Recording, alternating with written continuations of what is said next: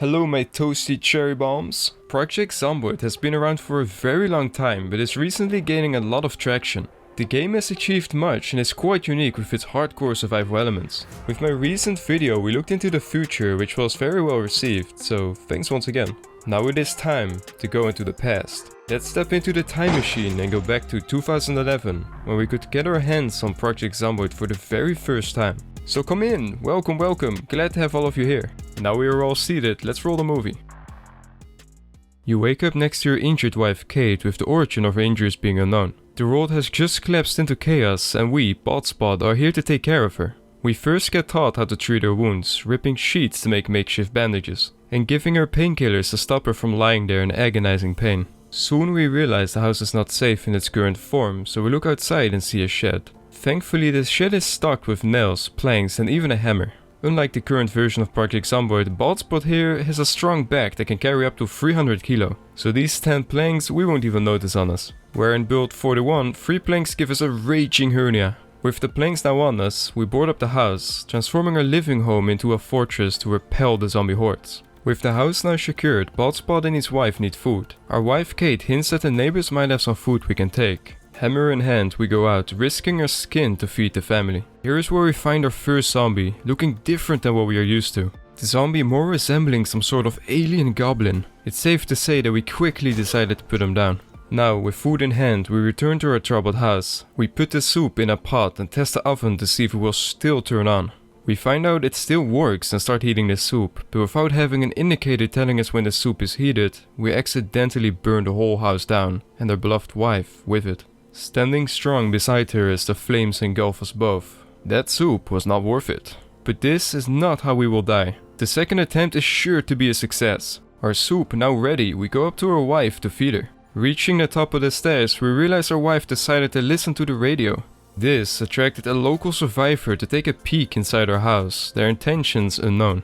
In fear of the survivor, we hide in the bathroom to conceal our location. Meanwhile, our wife confronts the stranger. Realizing our wife is in great danger, we jump out of the bathroom and end him with a single blow of our hammer, once and for all. Now with him gone, and us having taken a shotgun, Botspot and Kate survived, till the zombies finally came for them as well.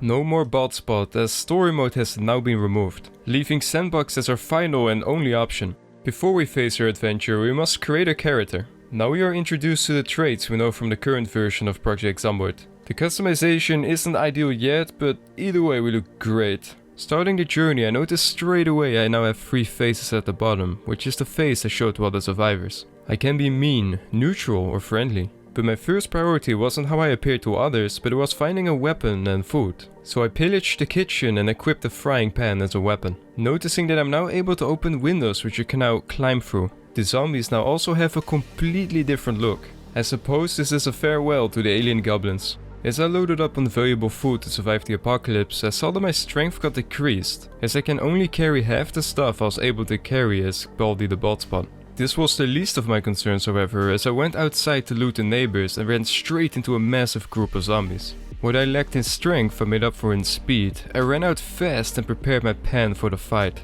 but failed to realize that the zombies are half ghosts, so my swings were in vain. And so I perished, being torn to shreds by the zombies. But I was determined to survive. Next time I won't be as reckless. We create a new character, now more athletic than before, so we can outrun the zombie hordes. I start looting for supplies and weapons and decide to give cooking another try, to find out if cooking is still a lethal kitchen activity. To my surprise, we can now see temperatures and whether it is cooked or not. We feel a sense of success as we eat our cooked chicken and nourish ourselves. Being in this house, I realized this is the neighborhood I was in during the previous build, and knowing there's NPCs in this build, I set out to fight Kate. Upon arriving in the house, I noticed all lights were off and there being no signs of anyone living here. Upon checking the second floor, this feeling was unfortunately confirmed. The house not having Kate made me feel alone and made the house feel like a shell of its former self. But in her honor, I decided to make this house my fortress and turn it into the ultimate bastion against the zombie hordes. And so I went to the shed once more, it's still containing all the items I need to board up the house. Only this time the planks gave me a hernia. Making a fortress was the biggest mistake I could have made. Realizing the agonizing sound of planks being hammered wouldn't stop. No matter how long I waited, and oh, I waited, for a very long time. After having just moved in, it was time to abandon the house. Upon running away, I came to the shocking conclusion the hammering sound had manifested itself onto me. No matter how far I ran, it stuck to me like a leech. All hope was lost as my real life sanity was also disappearing fast. I decided to look for NPCs as a last resort, to find comfort as my ears were starting to bleed. As my ears were gushing blood, I searched and searched, dodged many massive zombie hordes, but found no other survivors. I tried to test the combat once more to no avail as well. I finally decided it was time to end it all, for there was no hope. Me now truly going deaf from all the endless boards being hammered, sometimes even resembling a machine gun. I fed myself to the zombie hordes and died. Here's some footage from the developers playing. There really were NPCs, my game just got broken for some reason. Next to the NPCs, they also implemented building in this one as well.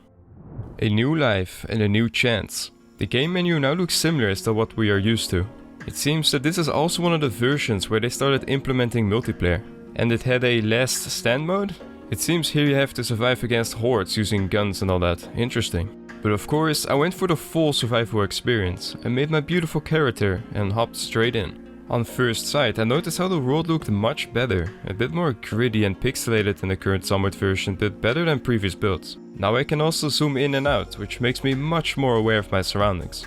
And as you can see, there isn't that many skills you can learn yet. Anyway, I went straight for the supplies as I couldn't wait to see how the combat was like now. I stumbled past some houses and tried getting inside of them. This is where I noticed my true athletic potential. I now had a smooth climbing animation to jump into windows and fences. Once inside, I noticed I found just the weapon to test my combat prowess, which is of course the hammer. I went outside to start my senseless slaughter. The first zombie stood no chance for my mighty blows, and as I killed him, I noticed he had a bag on him, and I was determined on getting the bag.